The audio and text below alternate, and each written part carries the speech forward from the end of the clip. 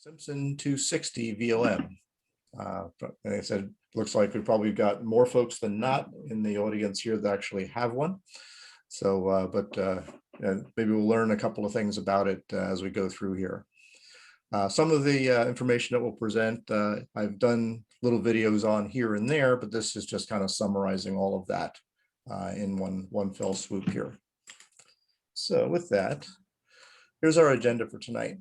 So just a quick little introduction to volt-ohm milliammeters to begin with, followed by a deeper dive on the 260, a little introduction to the 260 itself, some of the common issues that you might find when you come across the 260s in the wild, a little bit of the family tree. The 260 has been around quite a while and has gone through several iterations, so we'll talk a bit about the family tree.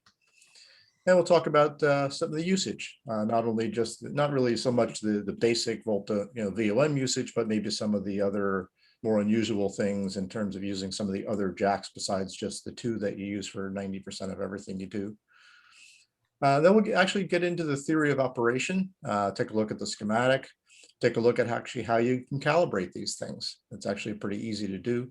And then we'll also do a little bit of a comparison to digital multimeters. Everything's got its place, and we'll talk about what that place is of the 260s and the DMMs.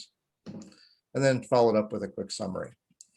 So as we go along here, there are a couple of spots where I'll ask questions. So again, you can feel free to unmute and pop in there. And if you got questions as we go along the way, I'm certainly happy to take those as we go through here. So certainly, feel free to unmute yourself and interrupt me and ask a question, and then just ask that you remute yourself before we move on again. So with that, let's get rolling. So a little bit of, VOM actually stands for volt-ohm milliammeter, not volt-ohm meter, like a lot of people, volt-ohm meter. It's volt-ohm milliammeter. That's where the name comes from. And essentially all volt-ohm milliammeters, I've got manual range selections. You have to kind of think about what you're using. And the range obviously determines which scale you're going to be using on the face of the meter. There are generally separate scales for AC and DC. Because of the way the AC voltages are measured, they don't have the same linear response as the DC scales. So there is a little bit of a skew in those scales. So it's important to make note of that if you're making some AC voltage measurements and you want to do them accurately. All the scales generally have got major and minor ticks. For the most part, there are 10 minor ticks between the major ticks, the numbered ticks. So it makes it kind of easy to figure out, okay, if I go from 100 to 150 here, then I know I've got 50 between. So divide by 10, I've got 5 volts in between for each tick as we go through, type of thing. Okay. The other thing we got to kind of be concerned about with any analog meter movement is something called parallax error, right? Parallax error is, if you're not looking straight on the face of the meter, the fact that the pointer is not sitting directly on top of the face, but is sitting above it a little bit. If you tilt yourself one side or the other when making a measurement, the pointer will appear to line up at a different spot. So one way to alleviate that is to use what's called a mirrored scale. We can see down in this picture down here that we're viewing it a little bit askew, and I can see the meter or the pointer and its reflection. And that means that I'm not viewing the meter straight on. So the point that I'm pointing at here is not the actual measurement. It's actually probably midway between those, really. So you want to kind of adjust your viewing angle so that the reflection of the backside of the pointer disappears behind the pointer. And then you're sitting right in front of the meter face, and you can get a more accurate reading of what division or what tick that pointer is resting over. Okay, so this one kind of shows you a little bit better picture where the reflection is just about hidden underneath the pointer itself. But not all meters have got that mirrored scale, and not all the 260s have got that mirrored scale. But it does help to minimize that parallax error. So I always say that VOMs, they're a good thing. And there's a couple of reasons why. Okay, one, it really is the best tool to watch for peaks and dips and trends. If absolute accuracy down to 0.05% isn't your goal, but you're trying to peak up you know, the response of a circuit, or just watch, you know, a level go up or down, try to find a minimum or a maximum, or watch a trend of how things are changing. It's a lot easier to watch the, you know, the movement of a meter pointer than it is to watch digits counting up and down on a digital multimeter. So it really is the best for that type of application. And that's a lot of what we do when we're tuning up radios and things like that. And, you know, so I always like to say that analog VOMs make you think, right? Because you have to think, what range do I need to be on, right? Do I need to be on the 2.5 volt range? Do I need to be on the 10 volt range? Am I on AC or DC? You know, you don't have to let the meter doesn't make the decision, you do. Okay, so you have got to think about that. And that's always a good thing. And then what jacks do I use, right? A lot of these meters have got, you know, 5, 6, 7, 8, you know, jacks on the front of the meters. Which ones do I need to be in to make the measurements? You got to think about that. So, and then what loading is that meter going to place on the circuit? Okay. Sometimes that could be significant and it could affect what you're looking at. But again, you've got to think about that. So to me, thinking is a good thing. Okay. So, yeah, you know, I think that, you know, that one of the reasons I like VOMs is they do make you think, and that's a good thing. I'll also say that no batteries are needed. It's like, well, there are batteries in the back of my 260. Why do you say that? Well, you don't really need batteries to make any of the measurements except for resistance measurements. Okay, so if you don't need resistance measurements, there are no batteries needed. And if you're not going to use your 260 or any other VOM for that matter to make resistance measurements, take those batteries out, right? Because probably that #1 cause of damage for any of these pieces of equipment is people leaving batteries in and forgetting about it, and then you can get some real problems. So if you know, if you've got a cheapy little voltometer or a digital multimeter from Harbor Freight when you go there when they're giving it away, use that to make your resistance measurements, and then leave the VOM for doing the other fun stuff. So a couple of practical tips, okay, for both the VOM and the DMM. And again, first is you got to consider that loading, right? And we'll talk a little bit more about the loadings. So if I'm probing a circuit that's got, you know, relatively high impedance, if the loading presented by the meter itself is in the same order, then you may certainly affect the actual voltage that that circuit would be, you know, producing if you weren't connecting the meter up. Okay, it's kind of that Eisenberg's uncertainty principle, is the ability to observe something without altering it. That's something that you got to really be concerned about with VOMs in general. On a VOM, the loading that's presented by the meter depends on the range you have the meter set to. We'll talk a little bit more about that too. On a digital multimeter, typically that loading resistance is typically like 10 megohms, and that's very similar to like your typical, you know, vacuum tube voltmeter that you guys might be using. So the DMMs will typically have that very high fixed non-range dependent input impedance. You also have to think about if you're measuring current, that there's actually a burden voltage. When you stick a voltometer or even a DMM in a circuit to measure current, it doesn't do so like a wire. There is going to be a small voltage developed in the meter, and that's actually what gets measured. So that, and we call that the burden voltage.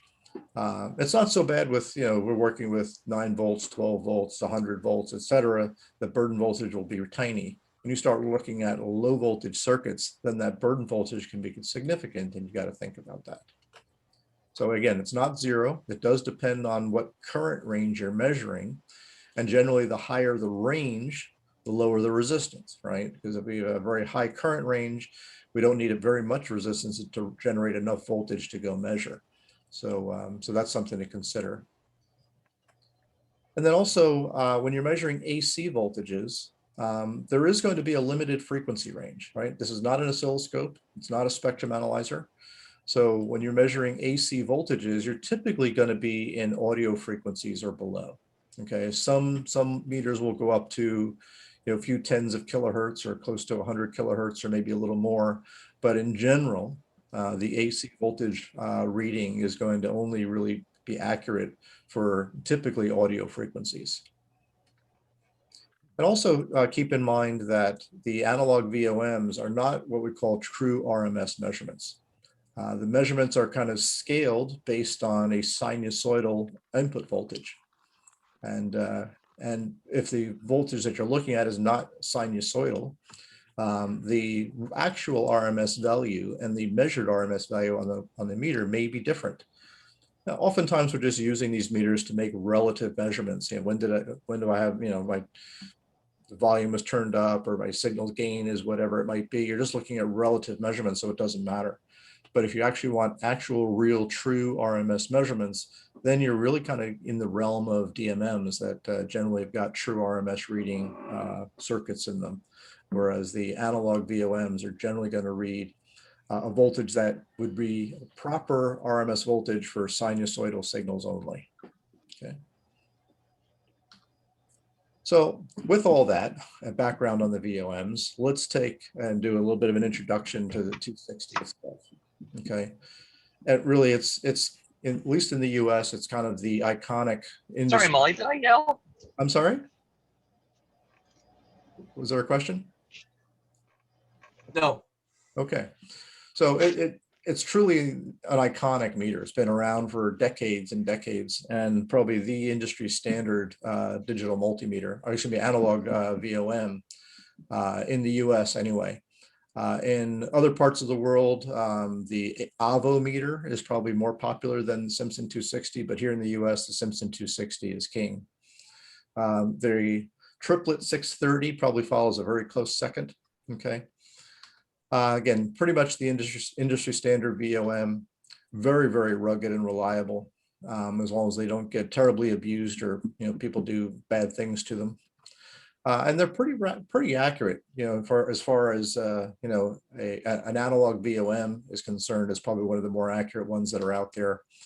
And quite literally has been in production and still in production. It's been in production for nearly 90 years. You can still buy a brand new Simpson 260 through distribution and from Simpson itself. So pretty amazing that the design has been not changed very much in 90 years. Okay. Now, of course, there have been several changes over the years and migration of addition of features and a couple of changes here and there that are kind of necessitated by both safety rule changes and things like that. So, but certainly the 260 moniker and the basic look and feel of this meter hasn't changed in nearly 90 years. So when if I haven't convinced you, if you don't have one and I haven't convinced you to go get, and I've convinced you now that you need to go get one, here's some of the common problems you need to look out for. And number one is battery leakage. Okay, very, very difficult to clean, especially on the phenolic circuit boards and the phenolic wafers of the switches. Because even if you get them surface cleaned, these boards are porous, and the contaminants get in that board, and it's virtually impossible. I don't know of a really good method. Maybe you guys know better than me, but I've tried, things like soaking the boards for days in like a vinegar solution or a baking soda solution, and then drying them all out, and I still wind up with leakage paths and things like that. So once you get some of this battery leakage on the boards and switch wafers, man, it's really, really tough to get cleaned. And like I said, if anybody's got other magic solutions, let me know. But that's usually the biggest problem with these things, is people leave batteries in them and this happens. So something else that'll happen is either you have a dead or damaged meter movement, and that could be either a mechanical problem with the meter movement itself, or somebody whacked it really hard and the meter movement itself was electrically damaged. But those are things you can pretty easily check if you pick something up at a flea market. Just carry around a 9-volt battery in your pocket and things like that to see if the meter moves and that kind of thing. Sometimes you can get a sticky meter where there could be debris or dirt in around the meter core. You may remember my talk from a couple of years ago. We talked about just analog meter movements themselves, and you've got the kind of that little magnet and the coil going around it. And the clearances in there are pretty tight. And it doesn't take a large bit of grit getting in there to gum up that movement, but that's something that can happen if the meter was used in a very dirty environment, or someone opened up the meter itself and left it open in a dirty environment. And of course, you could also get either damaged or drifted resistor values. And I've repaired a couple of these over the years where resistors that look perfectly fine have just drifted away from their desired value. So that can certainly happen, especially when we're talking about a meter that's 60 or 70 years old. So but these are the most common problems that you'll find with the meters that you find in the wild. So let's take a look at the family tree. Okay, now this is not by no means complete, but it's kind of covering a little bit more of a high level view. It started off in the 30s with the Series 1. Again, it's the original. It used a D-cell battery and a 3-volt battery, had some pin jack probes and no trimmers to calibrate it. It was just, it came from the factory, that was it. If it was off, then you had to kind of literally go in and recurve the meter if you needed to go in and calibrate it. And it's the only one that looked a little bit different than what we typically know of the meters. So in fact, if we switch over to, let me do this. Let me switch over to here, and this page right here, Simpson260.com, amazing resource for everything about the Simpson 260. But if we take a look at the original Series 1, it does look a bit different than all the others that we're talking about. It kind of has these, it almost looks like a kit where you got, the banana jacks were kind of bolted in, or pin jacks were bolted in, and it doesn't have the molded phenolic case. But that's what the original Series 1 looked like. So the Series 2 is the first one that gave us the familiar look and layout of all the 260s. And they switched from a D-cell and a 3-volt battery to a D-cell and 4 AAA batteries, or excuse me, no, actually I should say that should be AA's. I'm sorry, all of these should say AA's. My apologies. They didn't have a PCB, it's printed circuit board in them. All the resistors and things that made the scales were stuck in little pockets inside the molded phenolic housing. Okay, it used pin jack probes and still no calibration.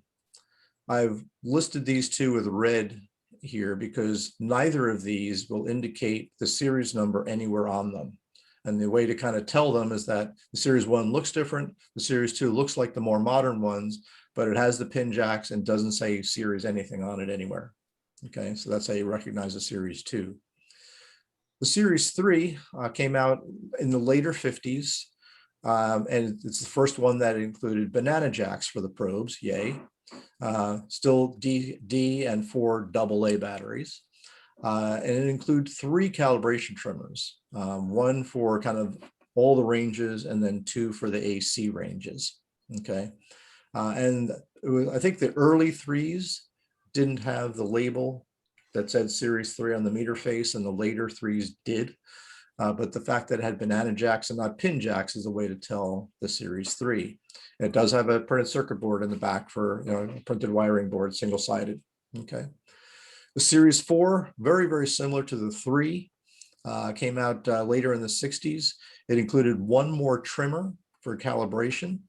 So essentially 4 trimmers in there to do the calibration on them. But again, the nice banana jacks. Series 5, just some minor differences between the 4 and 5. I think there was a couple of scale changes and an updated circuit board and that type of a thing, but they're very, very similar to the 4 and the 5. The later 5s is where they moved from a jeweled movement to a taut band movement on the meters themselves. The Series 6, basically in around the 70s, banana jacks. This is when we switched from a D-cell to 9-volt battery instead of using 4 AA's.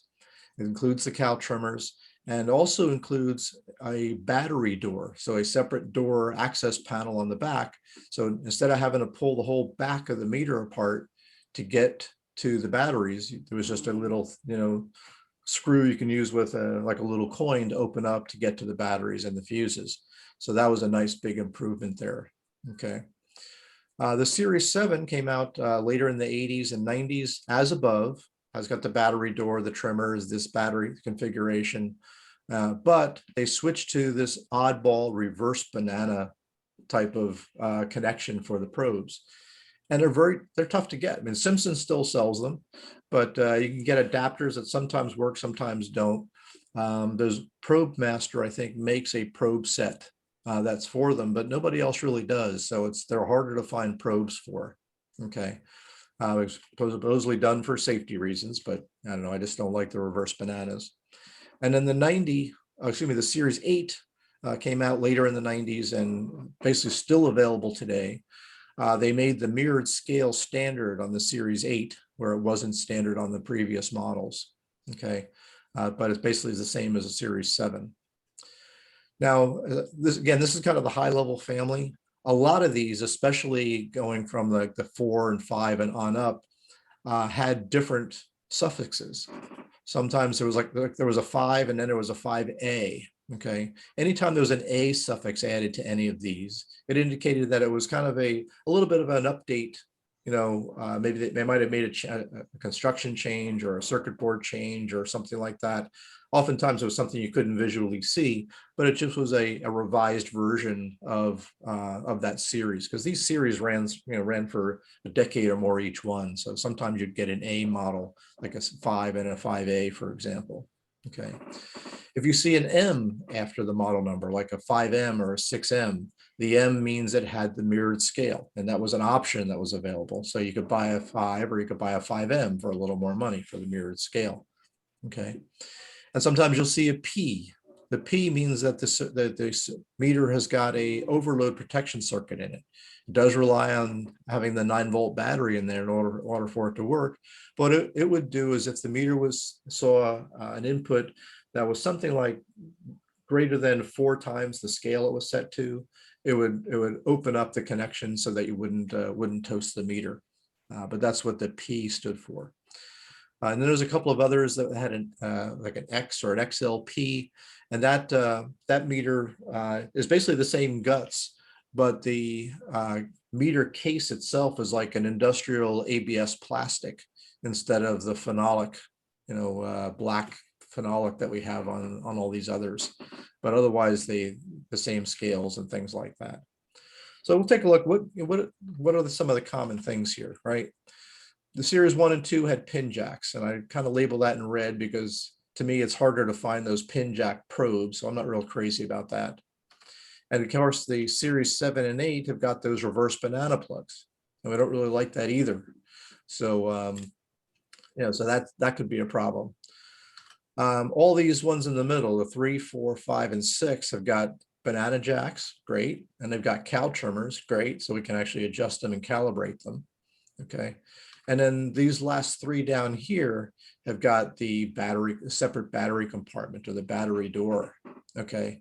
So, and that's desirable too. So where do all the good things overlap? Right here on the Series 6, right? So like Darren said that he's got the Series 6, and that's what he uses every day at work. And that's, in my opinion, is one of the better ones to have, right? The 6P would have the overload protection, but the Series 6 has got the regular banana jacks, not the reverse banana jacks, and has got the battery access door.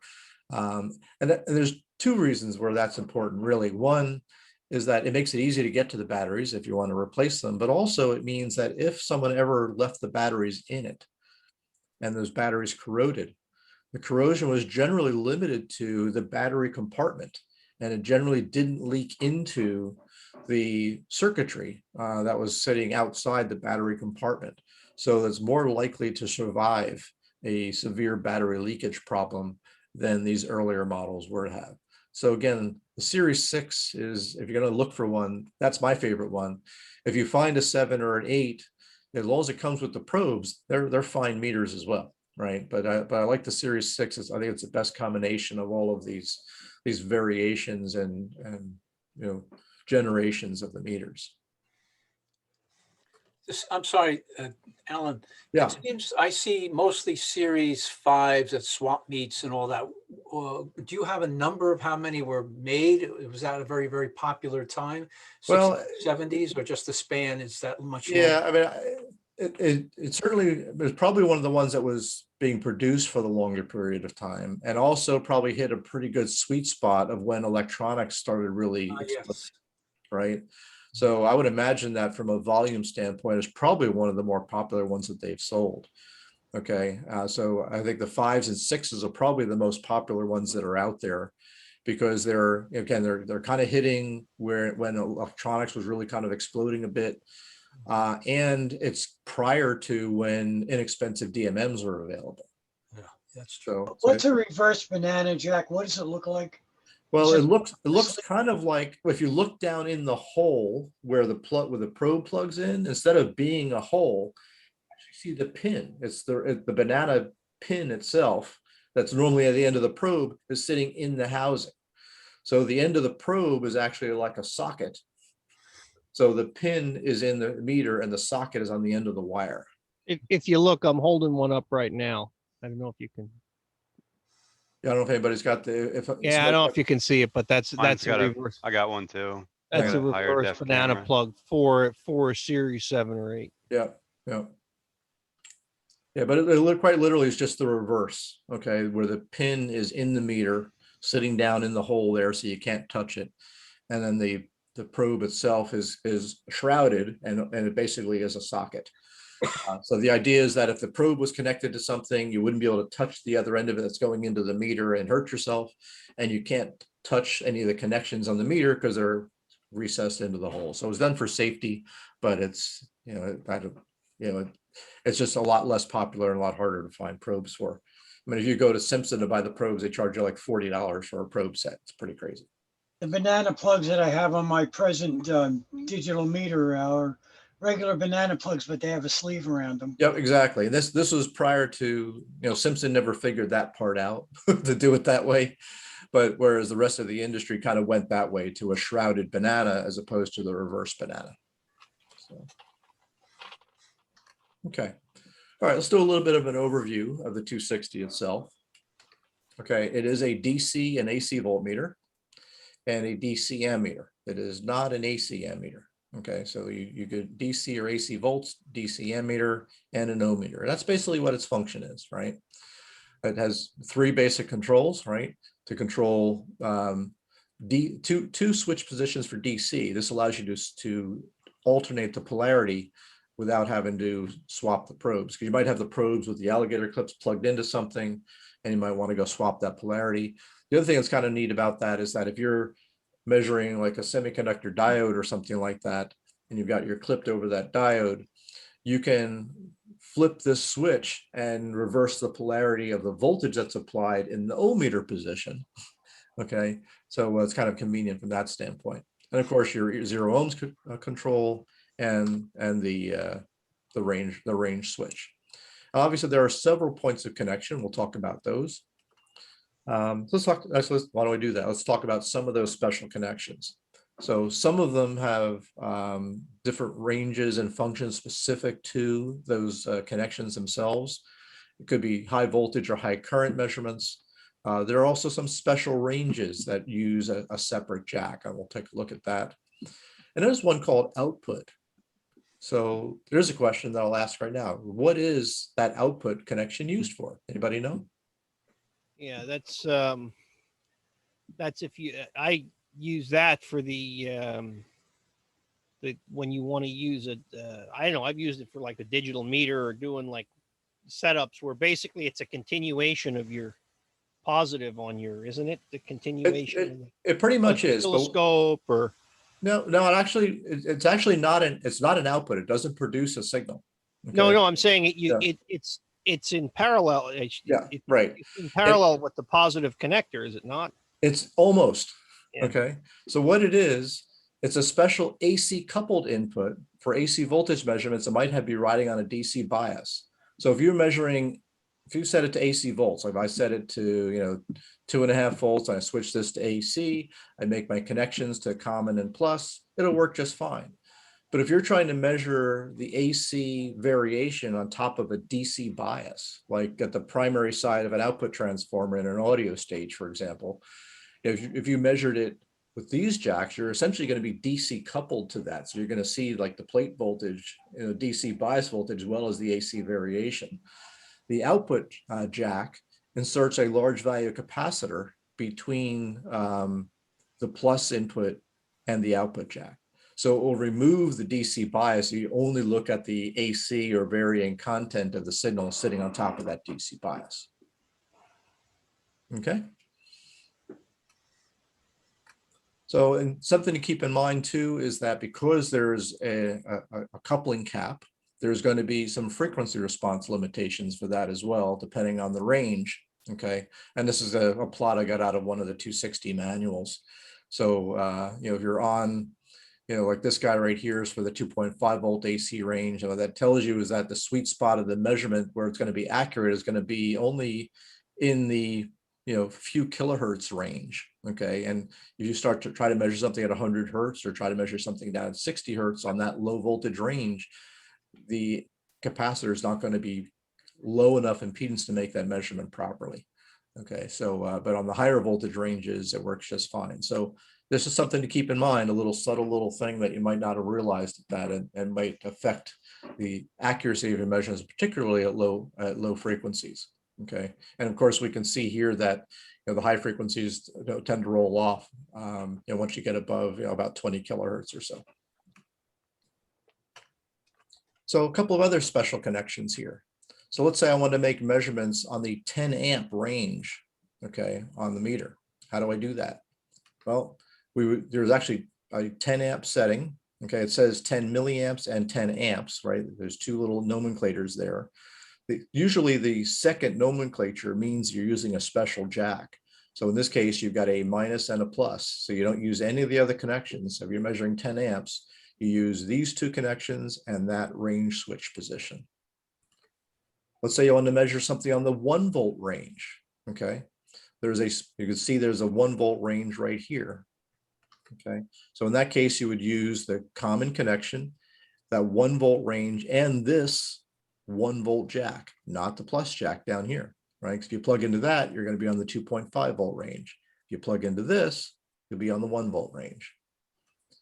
Okay, same thing with measuring on the 50 microamp range. Okay, 50 microamp range, we look at it, we see 50 volts and 50 microamps. Again, the secondary reading indicates that I've got a secondary jack. So in that case, I'd plug in my probes to here and common and go to the 50 microamp range to measure on that 50 microamp scale.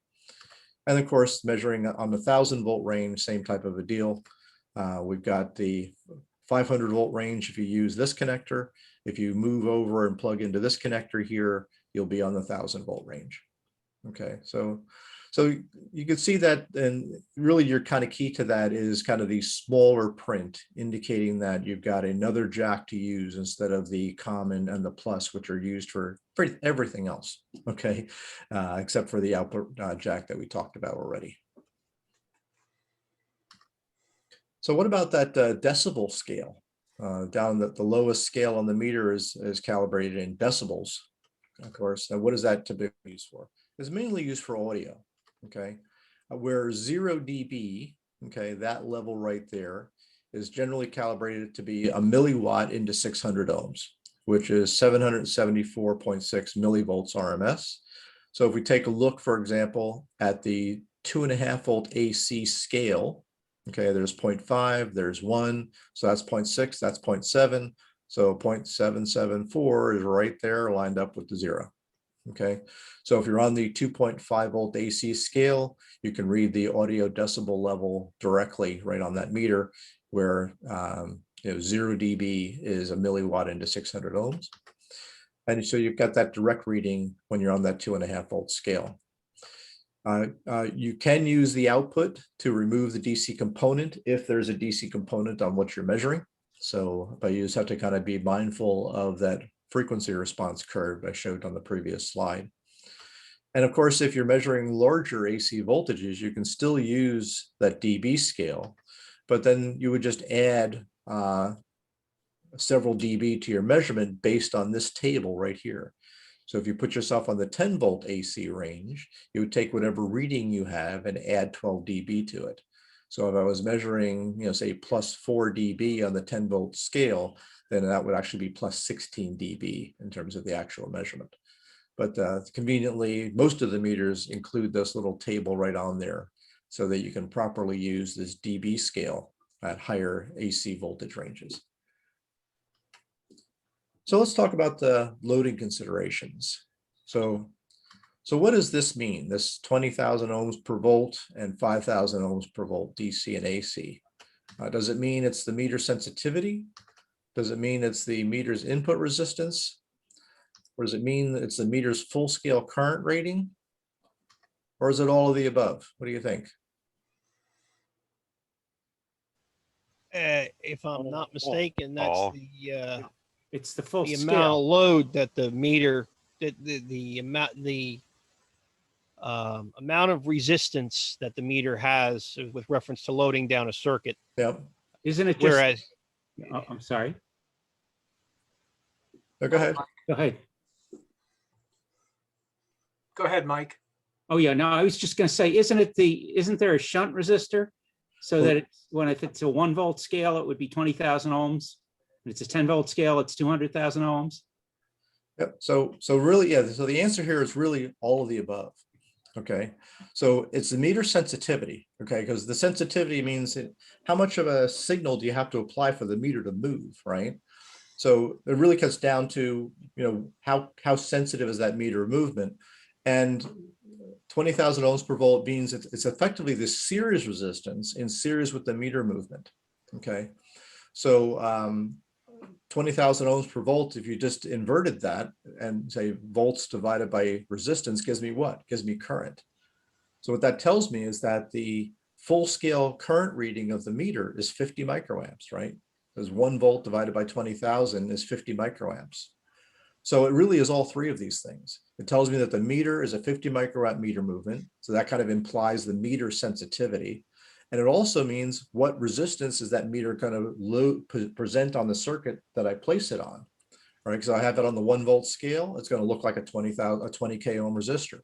If I have it on the 10 volt scale, it's going to look like a 200K ohm resistor, right? If I have it on a, so it really is all three of those things. So they're all just different ways of stating the same thing. Okay. So of course you multiply your scale value by that value to determine the meter's load or input resistance. Okay.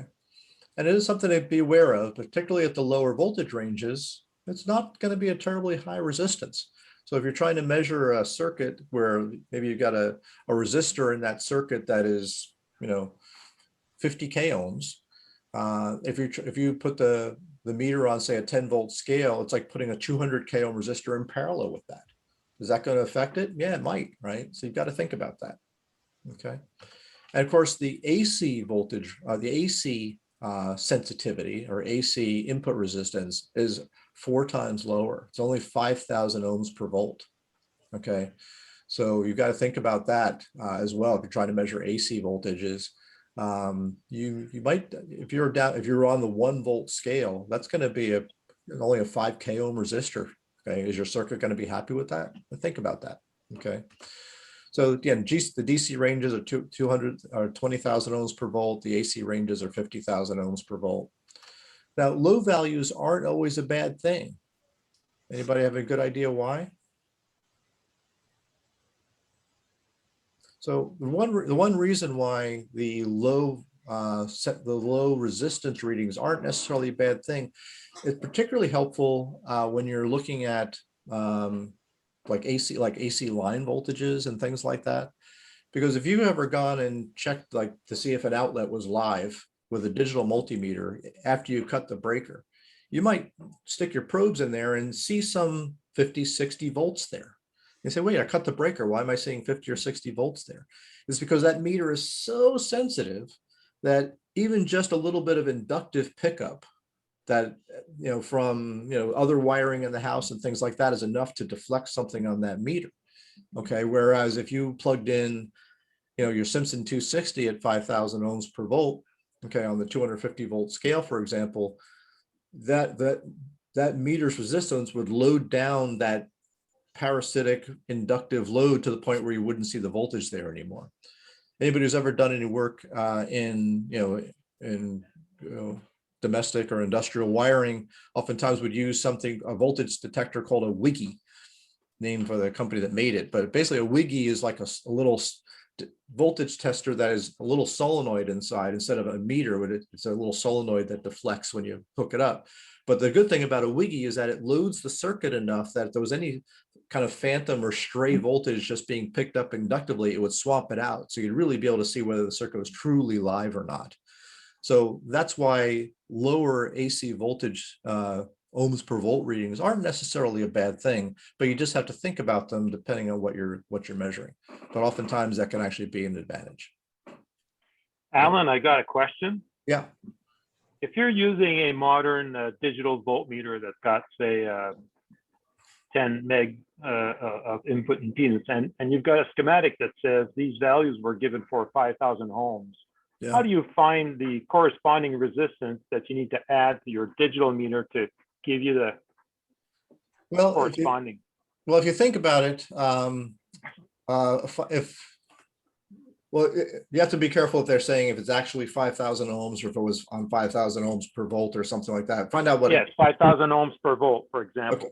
So, so if they tell you, for example, that it's on a 5,000 ohm per volt meter, but the meter was on a 10 volt scale, right?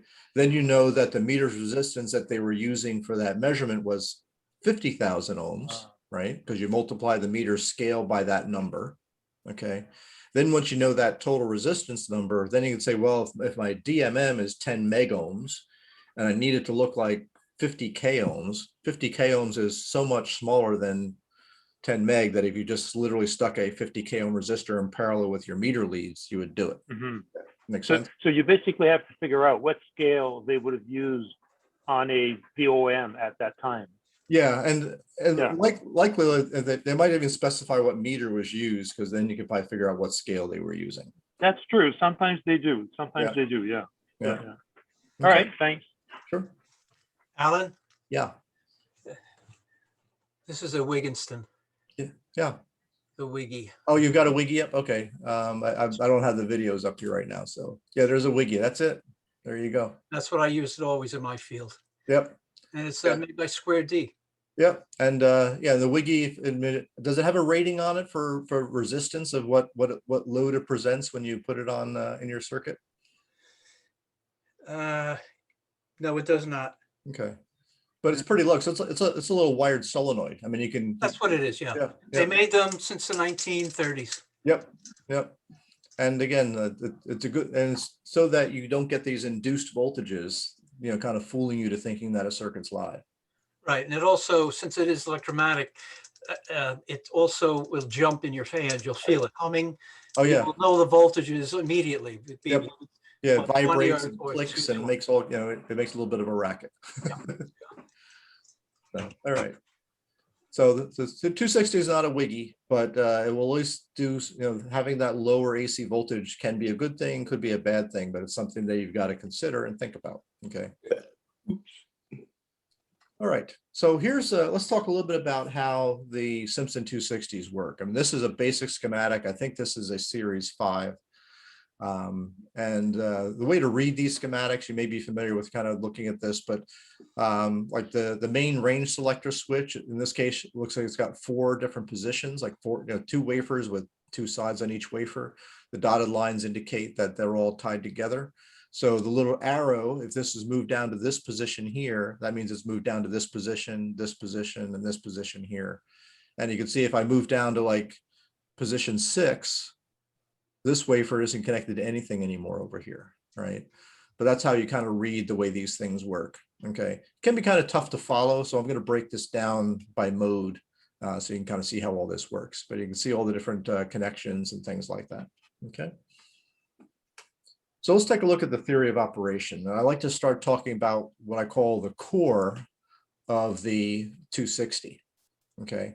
The core of the 260 is got the meter movement itself, which is approximately 1800 ohms, okay? And then there's a shunt resistor in parallel with the meter and a resistor in series with the meter. And the idea is that the meter movement itself is actually something just a little bit less than 50 microamps full scale. Now on the series 1, 2, and 3, it is exactly a 50 microamp full scale meter movement, okay? And you can't, and in order to adjust it, you'd have to go in and play with springs and things like that. But that on the series 1, 2, and 3, it's an actual 50 microamp meter movement. On the 4, 5, 6, 7, 8, it's actually a little bit less. It's probably in the neighborhood of 48 or 49 microamps full scale. So there's a shunt resistor that's put around it that you can adjust. So the idea is that you adjust that meter so that just enough current bypasses the meter so that it reads full scale when your total current that's split between those two paths is 50 microamps. So that allows you to calibrate the 50 microamp full scale. Okay. And then once that's done, they say, well, this is approximately 1800 ohms. I'm going to stick another resistor in series with that meter and adjust it so that the total resistance of this whole core is 5,000 ohms. Okay, so the theory of operation of the meter relies on the fact that the current, if you put 50 microamps through the core, it'll read full scale, and then that core has got a 5,000 ohm resistance precisely. And that's the core of that meter. Okay, all of the ranges rely on essentially having precision resistors around this core properly calibrated. Okay, and all those other precision resistors are not adjustable. So a whole calibration is done by just those two things and having expensive precision resistors. Okay, there are two additional adjustments for the AC measurement ranges that we'll talk about a little bit later, but all of the other ohmmeter and DC voltmeter and ammeter ranges all rely on this core behaving in this way. Is that all clear? All right. So let's take a look at the theory of operation for DC voltage. Okay, so a little bit more of a simplified schematic here. This is the polarity reversing switch, so we can kind of ignore that a little bit. Okay, and we can basically see that where all the voltages are turned into a current that will range from 0 to 50 microamps. So we come in, with a positive terminal, come up here, depending on the range switch, that'll tell us how much resistance we're going to go through. If I'm all the way down here in the 2.5 volt range, I'm going to bypass all these resistors and go right through this 45 k ohm. And remember, here's my core right here, right? Okay, there's my core. My core, remember, is 5,000 ohms. So I put 45 k ohms in series with that. That's 50,000 ohms. Okay, and therefore I'll have for 2.5 volts, 50,000 ohms. That'll give me my 50 microamps of current.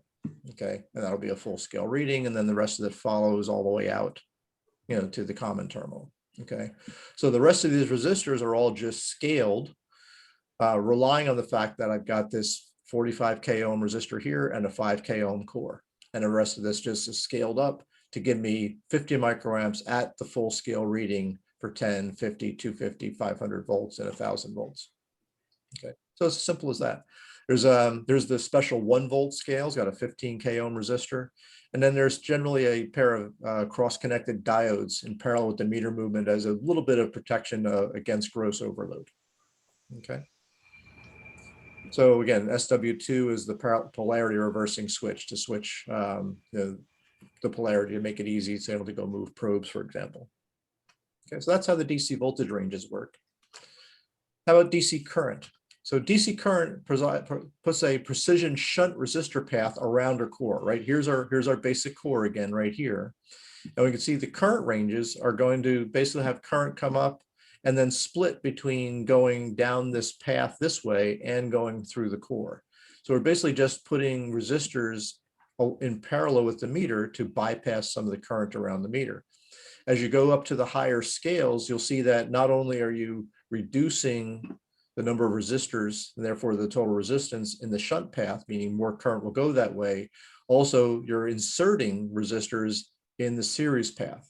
So it's kind of just moving resistors from shunt to series to create those higher current scales. So more and more current bypasses the meter and only up to 50 microamps goes up through the meter path itself. And you've also got, of course, the polarity reversing switch. So the switches are arranged just to kind of move these resistors around to change them from being shunt paths to series path resistors to achieve these various current levels. And of course, the 10 amp current level has got its own 25 milliohm resistor, and then all these other resistors are in series, like a voltmeter, to measure the voltage across that shunt when you're measuring 10 amps. Okay, so how about AC voltage? This one's a little bit tricky. You got this kind of oddball looking circuit here, and it's a bit of a modified bridge. It looks a little bit like a Wheatstone bridge, looks a little bit like a bridge rectifier, but it's kind of a little bit of a modified bridge. And it's designed so that the current going through the center of the bridge is always the same direction. And again, you'll recognize our meter core right here, right? There's the meter, protection diodes, the shunt resistor, the series resistor. That's our core right there.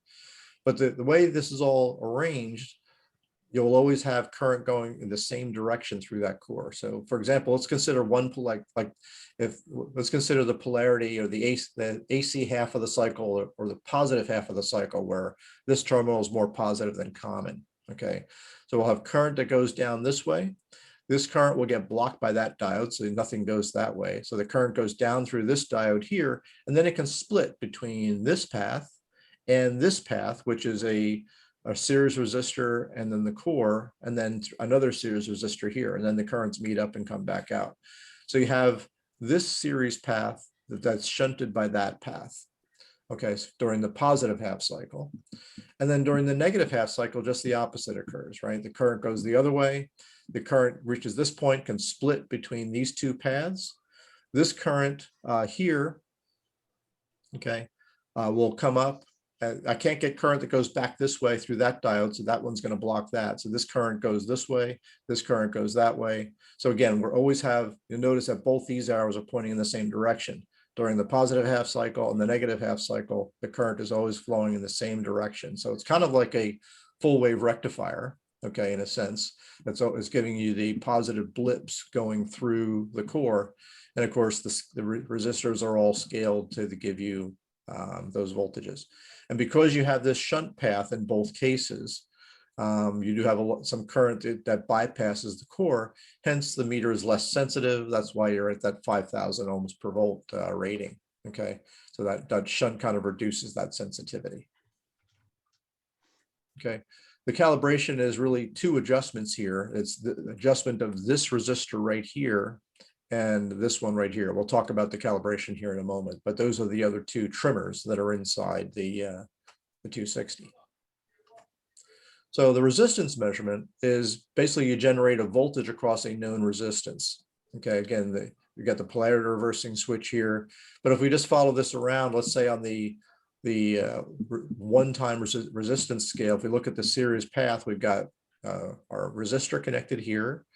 We've got the positive side of the 1.5 volt battery, the negative side of the battery, and that's puts this 11.2 ohm resistor effectively now in series. Okay, so we've got our unknown resistance, this 11.2 ohm resistor that we're generating a voltage across. Here we've got our core with some resistors in series with that. So this is acting like a voltmeter, measuring the voltage across R16 in that, R times 1 scale. We go down to the R times 100, then we are putting more resistors in series, okay? And then we've got these others that are used now for the voltmeter path, okay? But it's basically just measuring the voltage across a known resistance. And of course, there's an adjustment to get us the 0 scale. So we go on to a certain scale, you basically you're adjusting R21 to give me full scale when you short the leads together. Okay, and that kind of calibrates that out. And of course, again, the switch will reverse the polarity. It can be useful if you're trying to measure whether like a semiconductor diode is good, measure it in one direction, measure it the other way, or a semiconductor junction. Not that any of us do that on these radios that we work on, right? So the calibration really depends on 4 things. One, that the meter itself, the core, is a 50 microamp full scale meter. Okay, again, not adjustable on the Series 3, or I should say not easily adjustable. The core is 5,000 ohms total resistance. Okay, and again, this is adjustable on the Series 3 through 8. And then there's precision resistors used around that calibrated core. So that's all these resistors are just precision valued resistors to kind of set up the amount of current to scale up to a 50 microamp full scale, no matter what range you're on. Okay, and this is not adjustable on any of the meters. They're just relying on these using 1% or 0.1% resistors in this application. And then the AC voltage ranges add 2 more measurement adjustments. So generally the core pots, I believe, are certainly that one, and I think that guy there, and then these 2 guys are for the AC. But don't quote me, because it does vary depending on the series of meter that you're working on. So let's talk about calibration. So the bulk of the calibration is calibrating that core. Okay, doing those two things, getting the 50 microamp full scale and making sure that that is 5,000 ohms. But the first thing you need to do before you do the calibration is mechanically center the meter.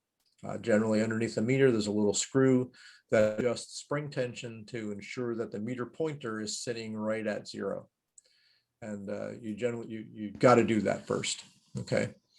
And these meters really are designed to be laid down on their backs when you're using them, not stood up and looking at them face to face. But a well-balanced meter will work both ways, but sometimes the meter balance isn't perfect. So if you're going to calibrate it one way. And generally, again, it's calibration laying down on its back. Okay. So here's how I calibrate them. I use a precision 50 microamp current source that I'll talk about in a moment. So I'll send that through a DMM that has got much better accuracy than the Simpson 260 does. So I'll use that to verify that my 50 microamp current is truly 50 microamps. So I'll use an accurate DMM to make that measurement. Okay. So we'll talk about my current source here in a moment. Okay, so I'll send that, I'll put the meter in the 50 microamp scale, okay, and measure 50 microamps through it, and essentially make that adjustment of the shunt resistor, okay, to get a 50 microamp full scale deflection. Now, we also know that the core wants to be 5,000 ohms, but rather than measure the 5,000 ohms directly, we'll just recognize the fact that at 5,000 ohms and 50 microamps, that's 250 millivolts. So that when I've got 50 microamps going through the meter, it's going through this circuit here. And when this circuit equals 5,000 ohms, right, 50 microamps times 5,000 is 250 millivolts. So I'll use my precision DMM to measure the voltage right at those connectors for the meter, and then adjust this resistor, the series resistor, to get 250 millivolts. Okay, so those two adjustments, adjusting the shunt to get a full scale reading, adjusting the series resistor to get a 250 millivolt voltage drop at full scale, will calibrate the core. And now your DC current range, your DC voltage range, and your ohm meter ranges are all calibrated. Okay, so here's my 50 microamp current source. I apologize for the transistors. I know my audience here, but you know, this is what it is. Okay, but this is something I put together based on some parts I had on hand. So obviously I'm using a temperature stabilized Zener diode. So there's going to be 6.4 volts across that diode dropping down from my 9-volt power supply. So and I've got a little trimmer here to kind of adjust things up. Okay, so that fixed voltage, okay, because even if the battery voltage changes or this resistor changes, I'm going to still have that same 6.4 volts across that diode. So that means that the voltage at this point with respect to that 9 volts is always going to be the same voltage drop. So if we follow this path, I've got a resistor, and then I've got a diode drop, and then 2 other diode drops with 2 other resistors. So since these diode drops are effectively constant, right, at a fixed current, they're constant, fixed temperature, they're constant. The rest of these are fixed resistors. I've got a fixed current flowing, you know, in this path here. That current is going to flow in this transistor, and because these things are kind of tied together the way they are with the same resistor, this current is mirrored in this leg, okay? Therefore, it is also going to be mirrored down through here. So we basically just adjust this to get 50 microamps out. This circuit structure is something called a Wilson current mirror, okay? And the nice thing about the Wilson current mirror is that it helps to ensure that this 50 microamp current that I've got coming out of this collector will not vary very much at all, depending on the voltage that is applied here. Whether I short these 2 guys together, or if I have a load that is looking to generate 3 or 4 volts across here, that's still going to be 50 microamps flowing. So that's what this Wilson current mirror structure does. So that's kind of how that works. But I also use this mirror like this because I wanted to create a current source that is ground reference, so that I connect one end of the meter to ground effectively, and then connect my meter in between here. So, but that's what that my 50 microamp current source is. But there's other ways you could do that. I mean, you could just use a power supply and another meter to measure 50 microamps and then just make sure that stays at 50 microamps when you're calibrating the meter. This is just more convenient for me. I just built it up on a little circuit board and I have it. Okay. So let's talk about that AC voltage calibration, because that's the one that's a little bit different. Here's a little bit of a simplified view of the AC current or the AC voltage, right? The range switch picks which resistors are in series. There's another fixed and variable in series with this modified bridge. You know, here's our core, which we've already calibrated, right? So we're making the assumption that we've already done the core. So all we need to do is adjust these two guys to get the AC voltage calibration. And the way you do that, again, use a DMM or a known accurate meter to get your base reading, okay, for AC voltage. And then we'll use that to adjust these things for the 260. And the first thing you do is you put the meter in the 250 volt AC range. Okay, measure, say with your DMM, maybe your line voltage or something like that, you know, 120 volt or whatever it might be, get an accurate reading of that, put that in here, and then adjust this resistor here to get the same reading on your meter. Okay, once you've done that, then you can go to a lower voltage, go down to the 2.5 volt AC range, and then adjust this resistor here. Because on the 2.5 volt range, that's when this switch position is all the way down here. So the only resistor in series with this core is this fixed resistor and this variable one. Okay. So as you can see that when we were on the 250 volt range, I've got a bunch of other resistors in series. So the value of this one was kind of insignificant.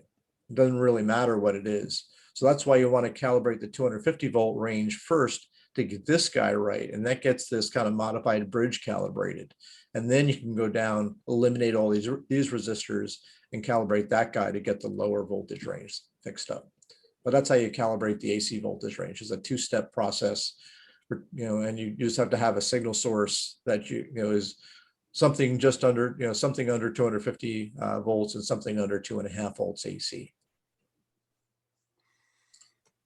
Okay, so Simpson 260, my opinion is you should have at least one. Okay, and why? Well, they're cheap usually. A lot of people don't use them anymore. Like I said, you find them at flea markets, garage sales. You can usually pick them up pretty cheap. Again, just watch for those common problems because of a damage issue. They're rugged. I mean, these things that are built like a little bit of a brick. And again, no batteries. If you need to use them to measure resistance, they don't have batteries, so they'll just work. They're really perfect for monitoring and adjusting and tuning circuits because you're watching that meter move back and forth is a lot easier than watching digits count up and down on DMMs. Now, I'm not completely disparaging DMMs. We're going to talk about them here in a moment. Okay, and they make you think, and that's a good thing. Okay, so you should have at least one. So with that, what about DMMs? Okay, do we even care? Do we want them? And I say you do. Okay, and there's different reasons for that. Okay, so let's talk about them. So handheld DMMs, most of them are 3.5 digit. Okay, and what that means is that 3 digits go from 0 to 9 and 1 digit goes 0 or 1 or maybe 0 and 2 or something like that, 0, 1 and 2. Okay, but that's what a 3.5 digit meter means. Okay, that 1 digit only varies like one or two counts. Okay, so that's what I call it, a 3.5 digit.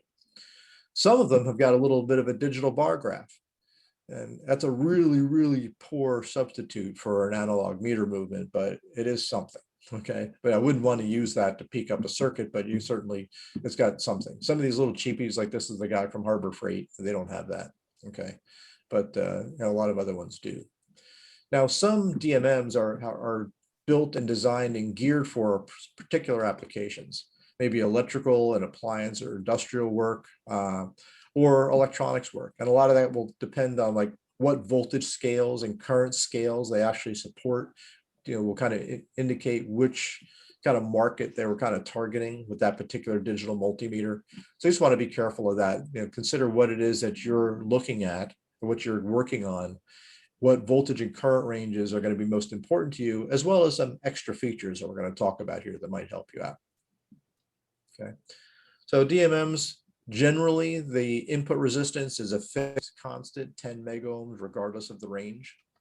most of them are auto ranging, right? I stick it on AC volts. I don't really care whether I'm measuring 2 volts AC or 250 volts AC. I just stick it on AC volts and it takes care of auto ranging. Okay.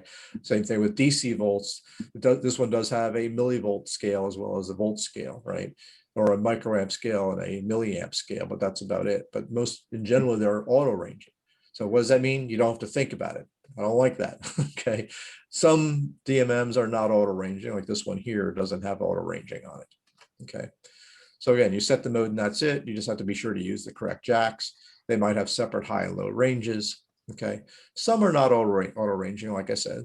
Okay. Auto ranging can also be turned off, right? There's a range button. So if you wanted to keep the meter on a fixed range, okay, to make adjustments. Because let's say I didn't have my 260 and I was using the analog bar graph meter here to measure as I'm peaking a circuit up or down. If it switched ranges on you, that meter is going to jump all over the place. So if you put it on a range and you fix that range, then you can kind of use that analog bar graph like an analog meter movement almost, except a much less resolution. Okay, so that again helps for making those trend measurements. And would also help for specific loading if you had a loading situation. That is more important when measuring current, for example, because while the voltage inputs, I've got a 10 megohm input impedance, the burden voltage that's presented when you're measuring current will vary depending on what current scale you're on.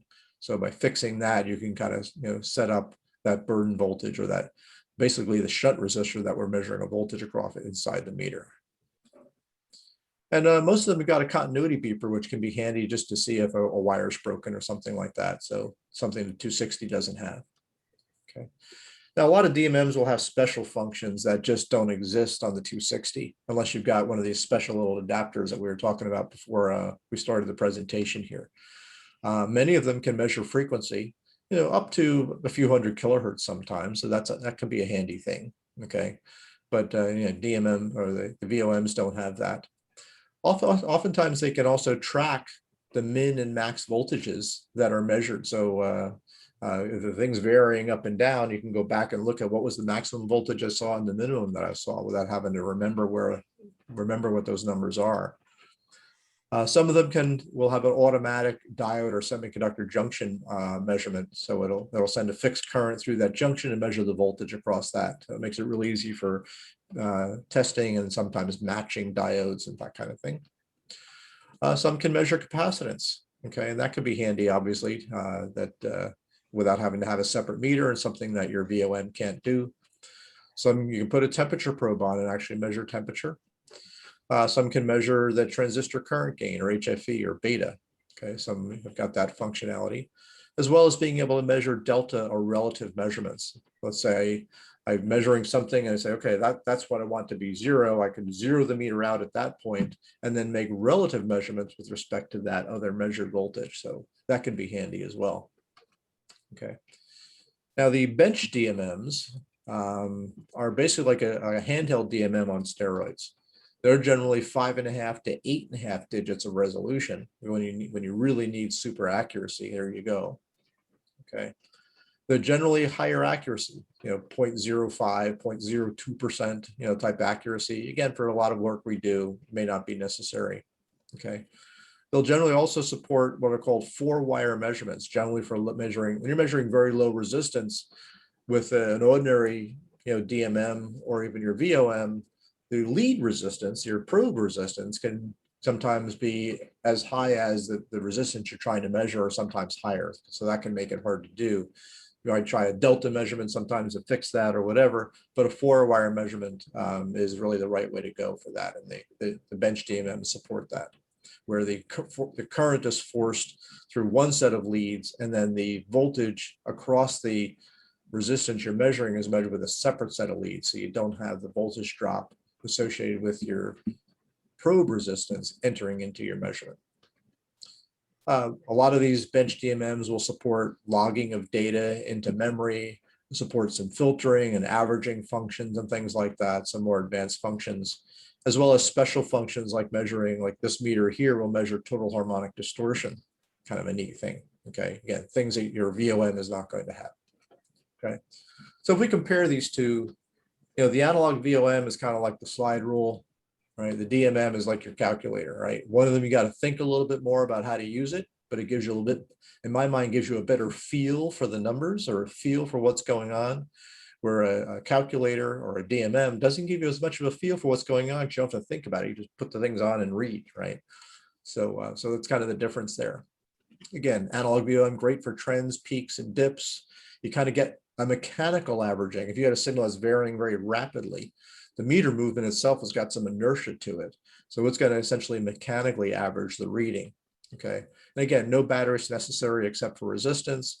And again, pretty inexpensive these days because everybody gets the digital multimeters. But again, just beware of that loading. Sometimes it can be your friend, sometimes it won't be your friend. Okay. And again, it requires thought, and that's a good thing. The DMMs really the best for accuracy and resolution. Okay, and that's just the way it is. Very simple to use. Again, no brainer to use oftentimes. Most are auto ranging. They have VTVM-like loading, right? 10 megohm input impedance. So I know, like I think it's the AGC line in the All American 5 radios is a very, very high impedance circuit. So if you try to measure it with your 260, it's going to drag it all over the place, whereas a VTVM will probably work fine there, and therefore a DMM would work fine there. Again, additional functions and things like that you simply don't get on the analog VOMs. So anyway, that's what we had for tonight. I hope you got some good information out of that. Maybe you learned one or two things about the two.